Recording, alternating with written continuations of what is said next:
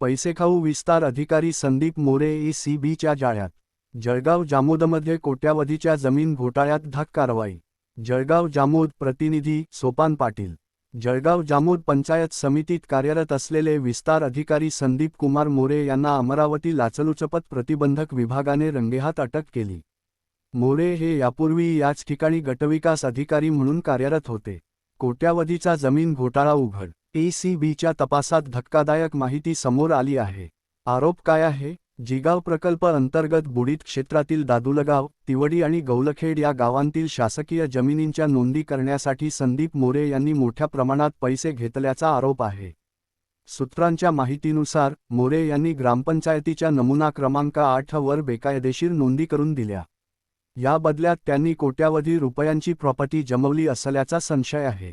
3% लाच प्रकरणात अटक. एका तक्रारदाराचे बिल मंजूर करून देण्यासाठी मोरे यांनी एकूण रक्कमेच्या 3% लाच मागितली.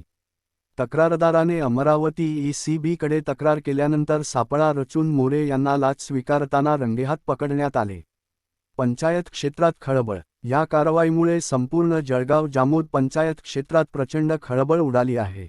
गेल्या अनेक वर्षांपासून सुरू असलेल्या जमीन व्यवहारांबाबत आता नव्याने चौकशी होण्याची शक्यता आहे. ECBची पुढील पावले. 1. संदीप मोरे यांच्यावर लाचलुचपत प्रतिबंधक कायदा 1988 नुसार गुन्हा दाखल. 2. मालमत्तेची चौकशी. कोट्यावधीची प्रॉपर्टी कुठून आली याचा तपास. 3. नमुना 8च्या नोंदींची पडताळणी. किती बेकायदेशीर नोंदी झाल्या याची माहिती. या प्रकरणात अजून कोण कोण सामील आहेत याचा तपास ECB करत आहे. अपडेट येताच कळवतो.